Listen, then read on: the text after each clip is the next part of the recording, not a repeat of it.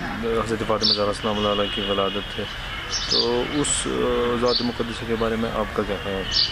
کیا کہنا چاہیں گے آپ اس کے بارے میں؟ قرآن میں ہے لَقَدْ كَانَ لَكُمْ فِي رَسُولِ اللَّهِ أُسْوَةٌ حَسَنَةٌ، نبی کریم کی زندگی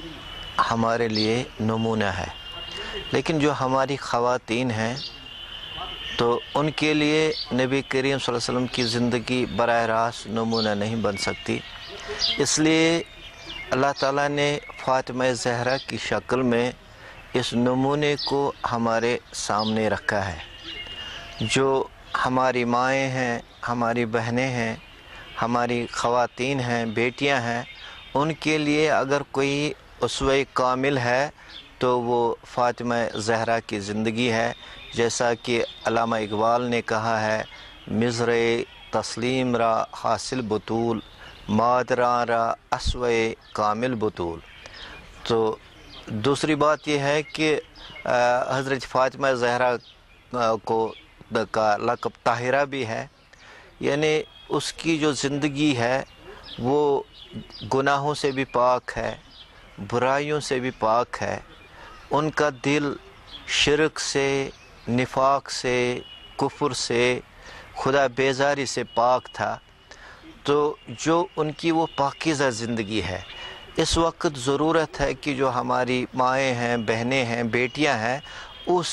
پاکیزہ زندگی کو وہ اپنائیں۔ ان کا دل بغض سے پاک تھا، حسد سے پاک تھا۔ اس وقت جو ہمارے سماج میں نا اتفاقی ہے، ایک دوسرے کے بارے میں ہم برا سوچتے ہیں، بدخواہی ہے ہمارے دلوں میں اور خیر خواہی کا جذبہ نہیں ہے،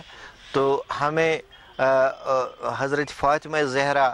جس طرح ان کا دل پاک تھا، اسی طرح ہم کو بھی اپنا دل پاک بنانا چاہیے۔ تو اس کے علاوہ حضرت فاطمہ زہرا اس نے اپنی عصمت کی حفاظت کی، اپنی عفت کی حفاظت کی۔ ایک بار رسول اللہ صلی اللہ علیہ وسلم نے ان سے پوچھا کہ ایک اچھی خاتون کی خصوصیت کیا ہے، تو حضرت فاطمہ زہرا نے کہا کہ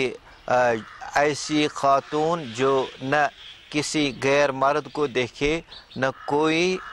غیر مرد اس کو دیکھے۔ تو مطلب اس کی ضرورت ہے اس سماج میں کہ اگر ہماری جو خواتین ہیں اگر اس بات کو پیش نظر رکھیں گی تو میرا خیال ہے کہ جو یہ بے راہ روی ہے، اس وقت اغوا کاریاں ہو رہی ہیں، ریپ کیسز میں زبردست اضافہ ہوا ہے، تو اگر اسی بات کو پیش نظر رکھیں گی تو میرا خیال ہے کہ ہمارا سماج ان تمام برائیوں سے پاک ہو جائے گا۔ تو آج کے دور میں اگر دیکھا جائے، جس کا آپ نے بھی ابھی ذکر کیا، امورلٹی جو ہے وہ بالکل اپنے عروج پہ ہے، تو کس طرح سے مطلب آج کی خواتین کو بالخصوص کس طرح سے مطلب ان کو چاہیے کہ وہ فاطمہ زہرا کی سیرت سے کچھ مطلب اپنے لیے کچھ فاطمہ زہرا کا سب سے بڑا کارنامہ یہ ہے کہ انہوں نے حسین جیسا فرزند تیار کیا، تو ہماری خواتین پر یہ ذمہ داری عائد ہوتی ہے کہ وہ اپنے بچوں کی تربیت اس طرح کریں کہ وہ حق کے لیے، دین کی سربلندی کے لیے ایسے کارکن بن جائیں کہ اس دنیا میں دین کے فروغ کے لیے، ملت کے اتحاد کے لیے، ملت کے اتفاق کے لیے وہ کام کریں۔ اور کچھ آپ کہنا چاہیں گے اس کے حوالے سے؟ بس میرا پیغام یہی ہے کہ فاطمہ زہرا کے اسوہ کامل پر ہماری خواتین نظر رکھیں اور ان کی جو زندگی ہے اس کا عکس اپنی زندگی میں لائیں۔ تو اس کے علاوہ میرا پیغام یہی ہے کہ ہمیں اس وقت ضرورت ہے کہ ملی اتحاد ہم قائم کریں، اس کے لیے ہمیں بہت کوشش کرنی چاہیے۔ جو شیعہ سنی جو تفرقہ رہا ہے ماضی میں، اس کو مٹانے کی ضرورت ہے۔ تمام دنیا کے مسلمانوں کو ایک بن کر،